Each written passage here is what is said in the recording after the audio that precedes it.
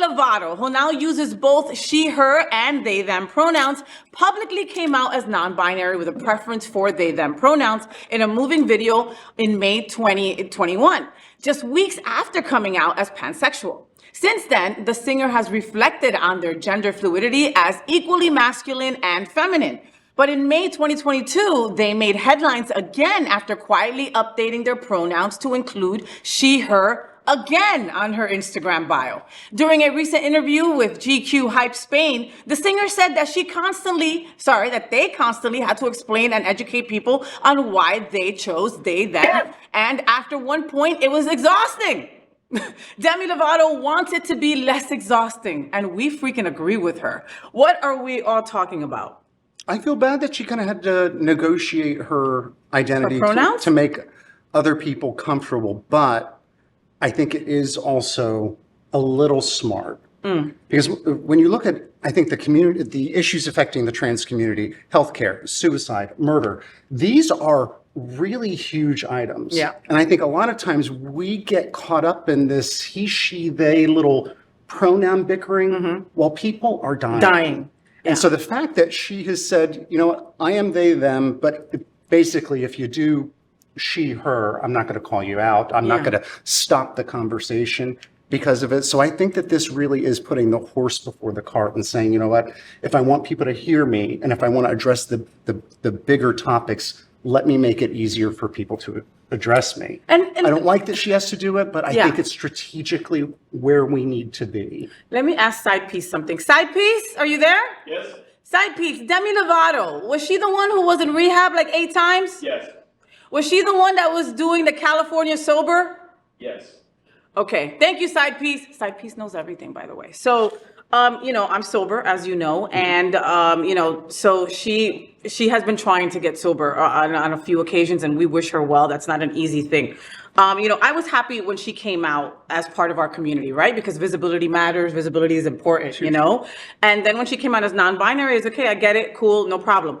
I'm a little upset that she added the she, her, because she has such a platform to be able to teach like the people. negotiation. I don't like the negotiations. No, I understand. Okay, Mark, I get it. And but there are people who I've met that are like, you can use whatever pronouns you want on me. I'm fine. Right. And they say that from jump. And I appreciate that, but she could use her platform to teach these knuckleheads. I mean, we work with some knuckleheads, okay, that refuse to learn pronouns and don't understand what the big hoopla is about. I agree. There's bigger things that we need to fight for, right? There are kids dying. There are, this gender affirming care, that is necessary. That is a necessity for kids. And it's being ripped away from some kids, okay? There's bigger things to deal with. When you look at, now I can only speak for kind of the gay man journey, but when you look at our rights, first we fought for freaking survival. Yeah.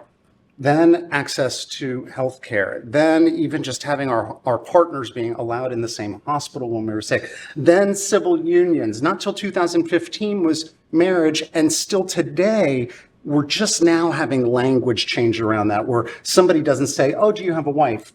To me, they would say, oh, are you married or not? Mm-hmm. So or really, your spouse. Yes. So I think language is actually one of the last things to kind of change because it follows our mindset. And sometimes I think when we put language first, thinking that that's going to change a mindset, it's a little short-sighted. Well, and it also confuses people. Yeah. And the reality is that, and something that I've learned from my trans sisters for sure, is the unlearning that people have to do. You have to unlearn things. And you're just so used to in your mind to say she or to say him, when you think the person's sexual identity, or their gender, and you don't. Yeah.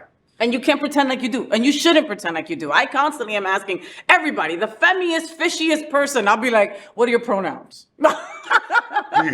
Because it could be. You never know. But it could be, So, Demi, you know what? I agree with what Mark is saying. Hey, do you? But you have a platform and you can really get people to freaking do the work, man. But you're absolutely right about the language being the last thing. That makes sense. So, did you enjoy the show? I know you did, so make sure to click subscribe so you won't miss any of the events, news, or interviews right here on the Faywhat show. Ring the bell at the bottom of the screen, right there, so you'll be alerted every time we're live. You can also click on the Happening Out Television Network logo, so you can see all of the shows on the most diverse LGBTQ+ media network. Find out just what we're doing to bring the L and the G together right here on the Faywhat show. Get the week started with me.